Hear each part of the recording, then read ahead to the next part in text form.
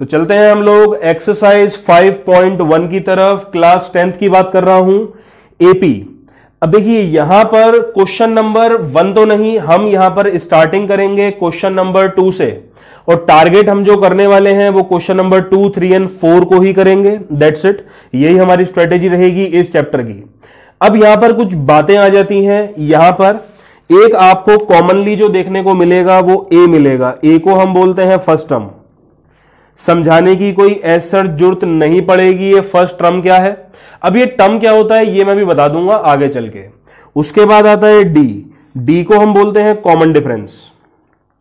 D का मतलब हो गया कॉमन डिफरेंस।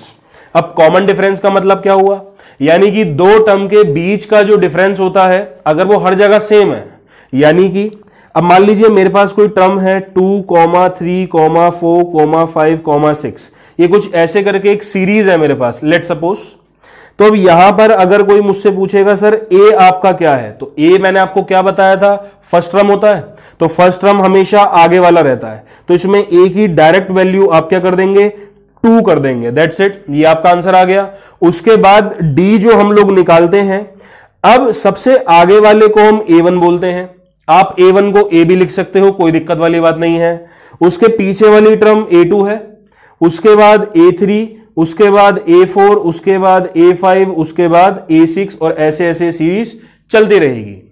तो अब यानी कि D का मतलब क्या हो गया, आप पीछे वाले में से आगे वाला माइनस करेंगे। तो फॉर्मूला क्या बना इसका, A2 माइनस A1, यानी कि पीछे वाले में से आपको आगे वाली टर्म को माइनस करना है, यहां से आपका D निकल कर आएगा। ठीक है, तो D की भी वैल्यू आप लोग समझ चुके हैं। अभी जो बार बार चैप्टर में AD लिखा आता है इसके बारे में हम समझ चुके हैं। अब हम मेन क्वेश्चन टारगेट करने वाले हैं यहां पर। तो जैसा कि मैंने स्ट्रेटेजी वाइज बताया था, क्वेश्चन नंबर 2 से मैं यहां पर स्टार्टिंग करने वाला हूं। यहां पर आपको बोल रहा है कि फर्स्ट 4 टर्म आपको बतानी है। तो फर्स्ट 4 टर्म का मतलब क्या हुआ भाई, एक तो आपको A1 बताना है, एक आपको A2 बताना है, एक A3 बताना है, एक A4 बताना है। यही हमारी फर्स्ट स्टार्टिंग की 4 टर्म होती हैं। ऊपर हम लोगों ने देखा था इस वाली बात को। A1 को हम नॉर्मल A भी बोल देते हैं, ऐसा मैंने ओरली आपको बताया था, और अब लिखकर बता दिया है तो कंफ्यूज मत हो जाना। उसके बाद A2 जो होता है ना, इसका फॉर्मूला सुनिए क्या है। इसका फॉर्मूला होता है A प्लस डी। इसका फॉर्मूला होता है A प्लस डी। अभी 0.2 करेंगे उसमें सब बता दूंगा कि ये क्यों होता है, कैसे फॉर्मूला निकल के आता है, या अभी नीचे ही बता दूंगा। ठीक है, उसके बाद आता है A3। A3 की वैल्यू होती है A प्लस 2D। ऐसी ही A4 होता है A प्लस 3D। आपको कुछ नहीं करना है, A तो आप आगे लिखते रहिए। अब यहां पर देखिए जितने हैं ना, ये जैसे यहां पे 2 लिखा है तो हमने D के आगे 1 लगाया, एक कम करके लगा दिया। यहां पर 3 लिखा है तो आप D के आगे एक कम करके लगा दीजिए, 2 लगा दीजिए। यहां पर 4 लिखा है तो आप D के आगे एक कम करके लगा दीजिए। कॉन्सेप्ट अभी रट लो, इस बात को कॉन्सेप्ट अभी सिखाऊंगा। ये चीजें धीरे धीरे डेवलप सारी कर दूंगा, टेंशन मत लेना, जब तक पूरी सीरीज ना देख लो तब तक। आगे चलते हैं।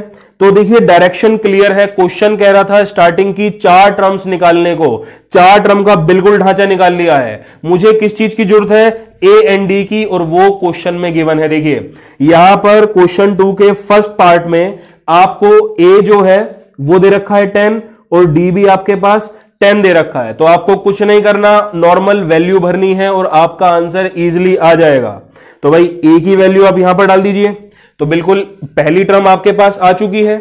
उसके बाद A प्लस डी, तो भाई A भी 10 है, D भी 10 है, तो यानी कि ये 20 आ गया। मैं इसको बाइफर्केशन कर देता हूं ताकि कोई भी कंफ्यूजन ना हो। उसके बाद A की वैल्यू 10 है, D की वैल्यू भी वैसे तो 10 होती है, लेकिन यह 2D है, तो आप 10 को भी डबल कर दीजिए। भाई 10 2 जा हो गया 20, तो इसकी वैल्यू कितनी आ गई, 30 आ गई। ऐसी ही A आपका 10 है, भाई D आपका 10 होता है, मतलब यहां पर गिवन है, देखिए ये वाली बात, D आपका 10 है, तो यहां पर 3D कह रहा है, यानी कि 10 की 3 से मल्टी कर दीजिए तो 30 आएगा। तो 30 प्लस 10 कितना हो गया, 40। तो आंसर के रूप में देखिए आप कैसे लिखेंगे, तो 10, 20, 30, 40 आर आवर रिक्वायर्ड एपी। तो इस तरीके से होगा आपका क्वेश्चन नंबर 2। स्क्रीनशॉट आप इसका ले सकते हैं, पीडीएफ डिस्क्रिप्शन में अवेलेबल मिल जाएगी आप सभी को। अब हम यहीं तक ही नहीं, इसका एक पार्ट और करने वाले हैं। भाई क्वेश्चन काफी आसान है तो मैं सारे पार्ट इसके नहीं करूंगा बिल्कुल भी, तो मैं यहां पर इसका 4th पार्ट कर रहा हूं। लेकिन इसके अलावा कोई भी पार्ट अगर आपको करवाना चाहते हो मुझे बता देना, वो पार्ट की आपको वीडियो मिल जाएगी। ठीक है, तो आगे बात करता हूं इसके 4th पार्ट के बारे में। यहां पर ए दे रखा है मुझे -1 और डी दे रखा है मुझे 1/2, और क्वेश्चन अगेन वही कह रहा है कि स्टार्टिंग की 4 टर्म्स आपको निकालनी है। तो 4 टर्म का मतलब क्या हो गया भाई, A1 निकालूंगा, A2, A3 and A4। A1 मतलब A होता है, यानी कि उसकी वैल्यू -1 हो गई, तो पहला आंसर आपका क्लियर है। A2 मैंने आपको बताया था A + D, तो A आपका -1 है, D आपका प्लस का हाफ है। अब आप खुद देखिए, थोड़ा सा कॉमन सेंस लगाइए। बच्चे एलसीएम लेते हैं फिर कहते हैं जी लंबा हो गया सब। मैं कह रहा हूं तरीका ठीक है, कोई इश्यूज नहीं है, बट एक लॉजिक वाली बात आप कीजिए मुझसे। भाई माइनस प्लस होता है माइनस, यानी कि आपको एक में से आधा माइनस करना है। भाई 1/2 आधा होता है, एक में से पूरे में से अगर आप आधा माइनस कर देंगे तो आधा ही तो आंसर आएगा। तो आप सीधा यहां पर 1/2 लिख दीजिए। अब आप मुझे बताइए एक बड़ा होता है कि आधा बड़ा होता है, तो जवाब है एक बड़ा होता है। तो एक के आगे निशान माइनस का है तो आप भी माइनस का लगा दीजिए। तो ये भी एक तरीका है क्वेश्चन करने का, जल्दी तरीके से क्वेश्चन हो जाएंगे हमारे। अब ऐसी ही मैं बात आपसे कर रहा हूं A3 के बारे में। ये होता है A + 2D, तो भाई A की वैल्यू आप -1 एज इट इज रखिए। अब ये 2 को ऐसी रहने दो, D की वैल्यू हाफ मैं रख देता हूं।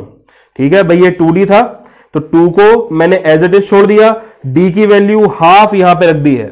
इन केस ये सब मैं इसलिए बता रहा हूं, अगर कोई बच्चा ऐसा है जिसकी कैलकुलेशन में दिक्कत है, कमजोर है, तो ये सब उसके लिए बता रहा हूं मैं। तो 2 से मैं 2 काट देता हूं। अब देखिए यहां बचा -1 और यहां देखिए यहां बचेगा +1, तो माइनस प्लस होता है माइनस, 1 में से 1 को माइनस करूंगा तो 0 मेरा आंसर आ जाएगा। यह बात भी आपको क्लियर लगी है। उसके बाद आती है बात A4 की। A4 को हम क्या कहते हैं, A + 3D हम इसको बोलते हैं। तो A की वैल्यू -1 आप ऐसी रखिए, 3D का मतलब क्या हुआ भाई, 3 को एज इट इज रहने दो और D की वैल्यू आप यहां पर जो कि हाफ है, जो क्वेश्चन में दे रखी है, वो आप डाल दीजिए। तो अब यहां पर क्या होगा, -1 ऐसी रहा और ये बन गया 3/2। हाँ, यहां पर अगर तुमको एलसीएम वगैरह लेना है तो ले सकते हो, वैसे लॉजिक यहां पे भी काम कर जाएगा, बट एलसीएम लेना है तो ले लो आपका। तो ये हो गया नीचे 2 × 1 = 2 और ऊपर क्रॉस मल्टी अगर आप करेंगे तो -2 + 3, तो इससे जो आपका आंसर है वो 1/2 आ चुका है। तो आपकी जो चारों टर्म है वो क्या हो चुकी हैं आंसर में, तो -1 -1/2 0 और +1/2 आर अवर रिक्वायर्ड एपी। भाई स्टार्टिंग की 4 टर्म्स ही मुझसे पूछी थी, चारों मैंने निकाल दी हैं। उम्मीद करता हूं क्वेश्चन समझ में आ गया होगा। तो चलिए चलते हैं हम लोग अपने क्वेश्चन नंबर 3 की तरफ। यहां पर देखिए रूल नंबर 1 यही होता है कि आप पहले क्वेश्चन को अच्छे से पढ़िए, समझिए क्वेश्चन क्या बताना चाह रहा है, उसके बाद ही कोई भी स्ट्रेटेजी आप लोग डेवलप करेंगे। तो यहां पर क्या है कि भाई फॉर द फॉलोइंग एपी, तो मैं इसका फर्स्ट पार्ट यहां पे निकाल लेता हूं। तो कुछ एपी हमको दे रखी हैं, जैसे मैं इसका पार्ट 1 उतार लेता हूं, 3, 1, -1, -3 एंड ... तो कुछ इस प्रकार आपको एपी दे रखी है ऑलरेडी, ऊपर बनानी थी हमको, ठीक है, सारी टर्म्स निकालनी थी, यहां पर मुझे दे रखी है। तो ये A1 है, ये A2 है, ये A3 है और ये A4 है, ठीक है। तो चारों टर्म्स मेरे पास यहां पर गिवन है। यहां पर आपसे पूछ रहा है कि भाई एक तो फर्स्ट टर्म निकालिए, A निकालिए, और उसके बाद आपसे कह रहा है कॉमन डिफरेंस निकालिए, यानी कि D निकालिए। तो भाई D का फॉर्मूला मुझे पता है A2 - A1, और ये सब भी मुझे पता है भाई A1, ये जो A होती है ये सबसे आगे वाली टर्म होती है, फर्स्ट टर्म होती है।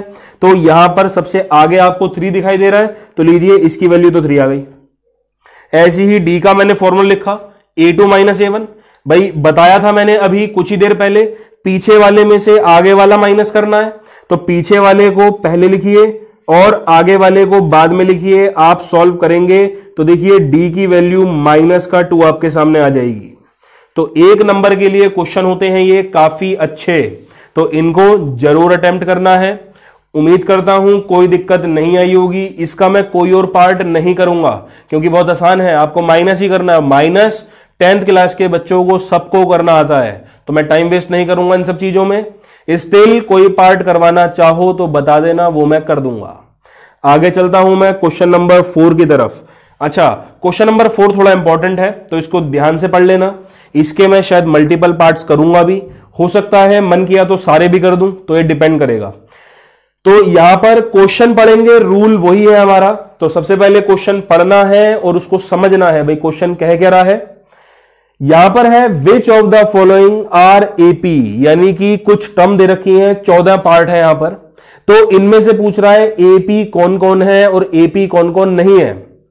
अब देखिए, जिसका डी हर जगह सेम आता है वो तो एपी है, और जिसका डी हर जगह सेम नहीं आता वो एपी नहीं है। मैं एक बार और रिपीट करूंगा, जिसका डी हर जगह सेम आता है, डी मतलब कॉमन डिफरेंस, अगर वो हर जगह सेम आता है तो एपी आपकी बनेगी, अदरवाइज नहीं बनेगी। इस बात को आप गांठ मार लीजिए अपने।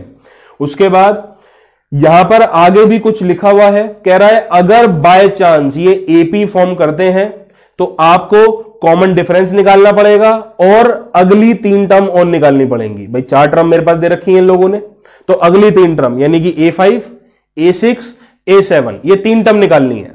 तो मेरी बातों को ध्यान से सुनना है, काफी स्ट्रेटेजी हमारी रेडी है। आइए क्वेश्चन देखते हैं कैसे हो पाएगा। तो मैं पार्ट 1 कर रहा हूं जो कि बहुत ज्यादा इजी है ताकि समझ में आए, उसके बाद मैं और पार्ट्स हार्ड वाले भी करने स्टार्ट कर दूंगा। तो देखिए यहां पर फर्स्ट पार्ट आता है हमारे सामने 2, 4, 8 एंड 16, कुछ इस टाइप का पार्ट हमारे सामने आता है। अब मुझे क्या करना है, यह बताना है कि एपी है या नहीं। तो इसके लिए मैंने आपको क्या बताया था कि यहां पर आपको देखना है जो डी है वो आपका हर जगह सेम होना चाहिए। तो अब यहां पर मैं डी को कम से कम 3 बार ट्राई करूंगा, कम से कम 3 बार डी को जरूर ट्राई करूंगा मैं, उसके बाद ही कोई फैसला लूंगा। तो भाई ए डी हो गया A2 माइनस A1, यानी कि पीछे वाली टर्म में से आगे वाली टर्म को माइनस करना। तो 4 माइनस 2 क्या हो गया, ये ओनली नंबर 2 हो गया। उसके बाद देखिए, उसके बाद मैंने कहा ना ये एक बार ट्राई किया है, मैं कम से कम 3 बार ट्राई करूंगा। तो आइए दोबारा डी लिखता हूं। तो यहां पर ये पीछे वाली टर्म में से आगे वाली टर्म माइनस करता हूं, यानी कि A3 माइनस A2 हो सकता है। भाई डी का मतलब कॉमन डिफरेंस होता है, यानी कि कोई भी एक टर्म में से उसके आगे वाली टर्म को आप माइनस कर दीजिए, पीछे वाली टर्म में से आगे वाली टर्म माइनस कर दीजिए। तो वो अप्रोच मैंने यहां पर लगाई है। पहले इन दोनों के साथ किया था, अब इन दोनों के साथ कर रहा हूं, तो कोई प्रॉब्लम नहीं है इसमें। तो यहां पर A3 8 है, 8 में से 4 माइनस करूंगा, देखिए 4 आएगा। तो आपने यहां पर एक बात देखी, डी यहां पर सेम आ ही नहीं रहा। भाई यहां पे D2 आ रहा है, यहां पे D4 आ रहा है। मैंने क्या बोला था, जब D सेम आएगा तभी आपकी AP पॉसिबल है, और D सेम नहीं है तो क्या ये AP बनेगी, नहीं बनेगी। तो लिख देना this does not forms an AP। तो ये वाली बात यहां पर खत्म हो गई है। अब ये तो समझ में आ गया स्ट्रेटेजी वगैरह क्या थी।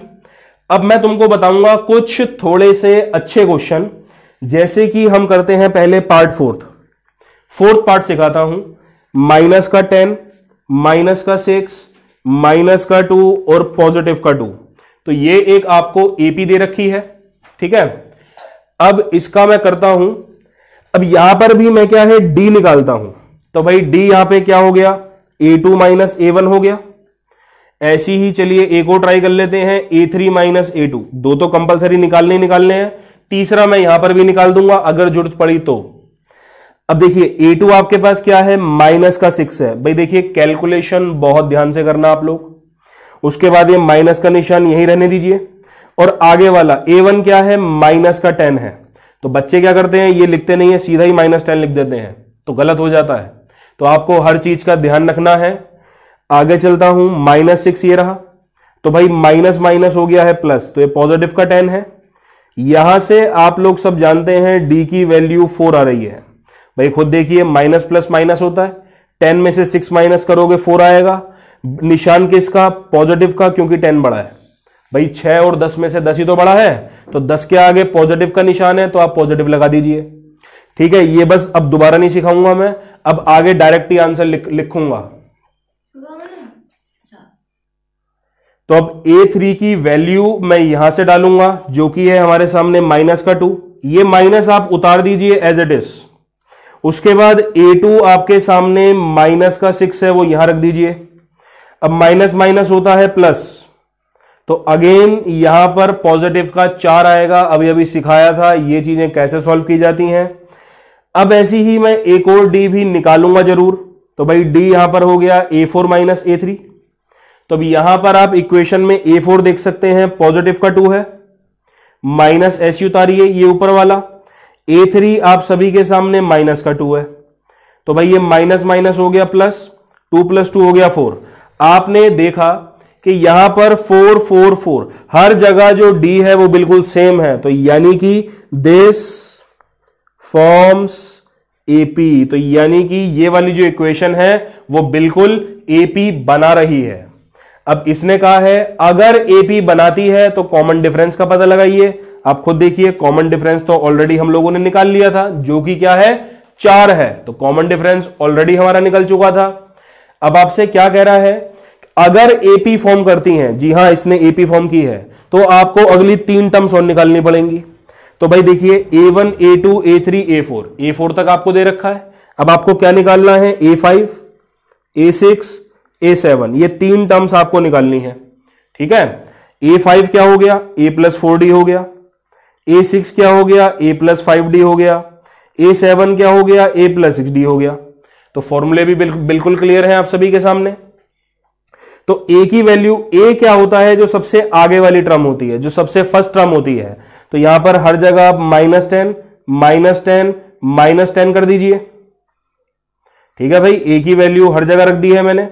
उसके बाद D आपके पास 4 आया है, तो भाई 4D है यानी कि 4 × 4, 5D है तो 5 × 4, 6D है तो 6 × 4। अब बस सॉल्व करूंगा और मेरा आंसर यहां पर आ जाएगा। तो भाई 4 4 जा 16 होता है, 16 में से 10 माइनस कर दूंगा तो आंसर 6 आएगा। ऐसी 5 4 जा 20 होता है, 20 में से 10 माइनस कर दूंगा तो 10 आएगा। ऐसी 6 4 जा 24 होता है, तो 24 में से 10 माइनस कर दूंगा तो 14 मेरा आंसर आएगा। तो देखिए अगली इसके बाद की 3 टर्म भी हम लोग इजीली निकाल चुके हैं। आप इसका अब जाकर स्क्रीनशॉट ले सकते हैं। सारी प्रेजेंटेशन स्टेप बिल्कुल प्रॉपर है इस क्वेश्चन के अंदर। उम्मीद करता हूं सभी को क्वेश्चन समझ में आया होगा। इसके बाद इसका अगला पार्ट भी हम लोग करेंगे, यानी कि पार्ट नंबर 6। तो देखते हैं ये पार्ट हम कैसे कर पाते हैं। अब देखिए भाई 6th पार्ट में उतार लेता हूं पहले। तो यहां पर आपको AP में दिया है 0.2, 0.22, 0.222 और 0.4/2। ठीक है, अब यहां पर इसका देखना है कि क्या ये AP बनाती है या नहीं बनाती। AP कब बनाएगी, जब इसका जो D है वो हर जगह सेम होगा। तो यानी कि मैं D निकालता हूं, तो जो कि है A2 - A1। तो भाई यहां पर जो A2 है वो 0.22 है, उसमें से आप 0.2 को माइनस कर देंगे तो आपका जो आंसर है वो कुछ ऐसे आएगा भाई 0.02, कुछ इस तरीके से। ठीक है, तो भाई 2 0 माइनस कर दिया है मैंने, तो कुछ ये आंसर आया है। आप इसको सेफ साइड के लिए फ्रैक्शन में कन्वर्ट करके भी निकाल सकते हैं, कोई दिक्कत नहीं होने की। ऐसी मैं यहां पर देखूंगा D मेरा A3 - A2 है, तो भाई A3 हो गया 0.222 - 0.22। तो इसको जब मैं माइनस करूंगा तो 0.002 मेरा आंसर आएगा। तो आप क्लियर देख सकते हैं कि D यहां पर सेम नहीं है, D यहां पर बिल्कुल भी सेम नहीं है, तो ये AP नहीं बनाएगी। This does not forms an AP, तो ये AP नहीं बनाएगी। तो क्वेश्चन बिल्कुल इजी है, कोई प्रॉब्लम इनमें नहीं आने वाली है आप सभी को। आगे चलता हूं मैं। तो क्वेश्चन मेरे सामने आता है 10th पार्ट, हम ट्राई कर सकते हैं। 10th पार्ट में A, 2A, 3A, 4A। तो ये 4 आपको टर्म्स दे रखी हैं। अब चेक करते हैं क्या ये एपी में रहेंगी या फिर नहीं रहेंगी, सारी बात देखता हूं मैं। तो यहां पर क्या है भाई, डी निकालता हूं, तो डी क्या होता है, a2 माइनस a1। a2 हो गया ये पीछे वाला, यानी कि 2a में से a माइनस करूंगा तो ओनली a आंसर आएगा। ऐसी ही मैं d दोबारा निकालूंगा, a3 माइनस a2, तो यानी कि 3a में से 2a को माइनस कर रहा हूं तब भी a आएगा। और सेफ साइड के लिए थर्ड वाला भी निकाल लेता हूं, जो कि है a4 माइनस a3, यानी कि 4a में से 3a माइनस कर रहा हूं तो a मेरा आंसर आएगा। तो आप देख रहे हैं d की वैल्यू यहां पर हर जगह सेम आई है, तो ये AP बनाएगा। This forms an AP। तो AP बनाएगा, जो AP बनाता है, अब क्वेश्चन नहीं कहा था आपको उसकी नेक्स्ट 3 टर्म निकालनी है, तो यानी कि A5, A6 और A7 ये निकाल रहा हूं मैं। तो इसका मतलब क्या हुआ, a plus 6d, a plus 4d, भाई 5 है तो आप एक माइनस करेंगे।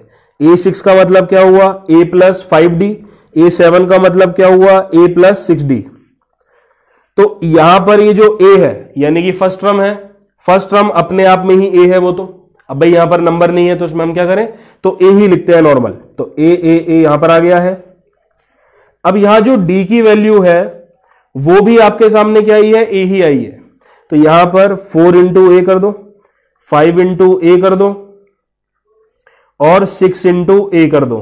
अब नॉर्मल सॉल्व करता हूं, तो भाई 4a में a प्लस करूंगा 5a आंसर आएगा, 5a में a प्लस करूंगा 6a आंसर आएगा, 6a में a प्लस करूंगा 7a आंसर आएगा। कुछ इस तरीके से ये क्वेश्चन आपका हो जाएगा। अब यहां पर बच्चे हैं वो अंडर रूट वाले क्वेश्चन से काफी डरते हैं, तो आइए एक दो मैं अंडर रूट के क्वेश्चन भी करवा देता हूं। तो यहां पर मैं करवा रहा हूं पार्ट 12। तो देखिए यहां पे क्या है, √2, √8, √18 और √32। कुछ इस टाइप से यहां पर क्वेश्चन दिया हुआ है। चेक करता हूं क्या इस केस में d मेरा कॉमन आता है या सेम आता है या नहीं आता। अब आप देखिए ये एक तरीके से लिखा है 1√2, ये एक तरीके से लिखा है 2√2, ये एक तरीके से लिखा है 3√2 और ये एक तरीके से लिखा है 4√2। ठीक है, अब ये मैंने कैसे लिखा है ये भी समझाता हूं। कुछ नहीं किया, मैंने नॉर्मल प्राइम फैक्टर इनका किया है। अब जैसे 8 था तो मैंने क्या किया, 8 का प्राइम फैक्टर किया तो 2 4 जा, 2 2 जा और 2 1 जा। तो जो ये जोड़े में लोग बाग आ रहे हैं इसको तो मैंने बाहर लिख दिया और जो सिंगल था उसको मैं अंदर ले गया। तो कुछ इस तरीके से मैंने सारे कामकाज करे हैं, तुम लोग भी अपने अकॉर्डिंग कर लेना। आगे बात करता हूं, तो अब इसका हम लोग एक एक करके डी चेक करेंगे। तो आप देखिए a2 माइनस a1 है, तो इसमें से जो पीछे वाली है यानी कि 2√2, उसमें से मैं √2 माइनस करता हूं तो आंसर √2 आएगा। भाई 2√2 में से 1√2 को मैं माइनस कर रहा हूं तो आंसर मेरा ओनली ओनली √2 आएगा। ऐसी ही मैं डी निकालता हूं a3 माइनस a2, तो a3 आपके पास क्या है 3√2 है, a2 आपके पास क्या है 2√2 है। तो 3√2 में से 2√2 को माइनस करूंगा तो 1√2 आंसर आएगा मेरा, या ओनली √2 आंसर आएगा। ऐसी ही d की वैल्यू एक बार और क्रॉस चेक करूंगा a4 माइनस a3, तो इस कंडीशन में क्या है, तो a4 आपके सामने है 4√2 और a3 आपके सामने है 3√2, तो 4 में से 3 माइनस करोगे तो अगेन एक ही बचेगा। तो आप देख सकते हैं d आपको यहां पर बिल्कुल सेम मिला है, तो दिस फॉर्म्स एन AP, तो ये आपका बिल्कुल AP बनाता है। अब आइए अगली टर्म्स निकाल देते हैं, a5, a6 एंड a7। तो बच्चे काफी डरते हैं इस क्वेश्चन से, तो यहां पर मैंने बताया कि डरने वाली एज सच कोई बात नहीं होगी। तो ये बन गया a प्लस 4d, ये बन गया a प्लस 5d, ये बन गया a प्लस 6d। वैसे तो आप लोग लाइन के नीचे नीचे कुछ इस तरीके से चलाएंगे, क्योंकि रूल है एक लाइन में 2 इक्वल टू नहीं आ सकते हैं। मेरे पास स्पेस इशू है तो मैं कुछ इस तरीके से कर रहा हूं, आप लोग अपने क्वेश्चन को इसी तरीके से रखेंगे। तो आगे बात करता हूं, अब बस वैल्यू रखने का काम है। देखिए सबसे आगे वाली टर्म क्या है हमारे पास, √2 है, तो a की वैल्यू क्या हुई, √2 हो गई। तो जहां जहां आपको a दिखता है वहां वहां चुपचाप √2 रख दो। उसके बाद d की वैल्यू भी √2 ही है।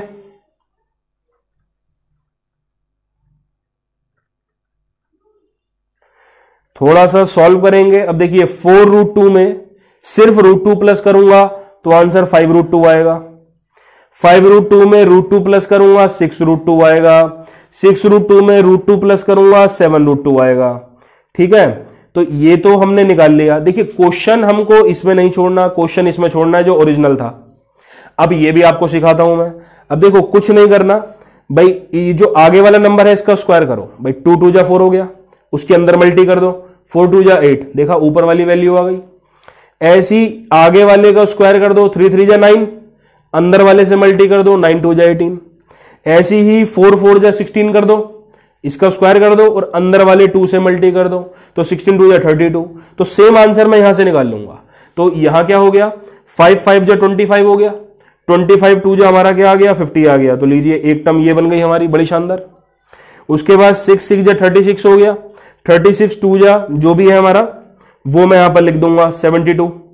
ऐसी ही 7 7 जा 49 है, तो 49 2 जा कितना होगा, 98 होगा, वो भी मैं लिख दूंगा। तो कुछ इस तरीके से ये पूरा क्वेश्चन होता है। अब आप स्क्रीनशॉट इसका ले सकते हैं। और आइए जाते जाते हम एक क्वेश्चन और जरूर करके जाएंगे, इसका 14 पार्ट। तो 14 पार्ट क्या कह रहा है,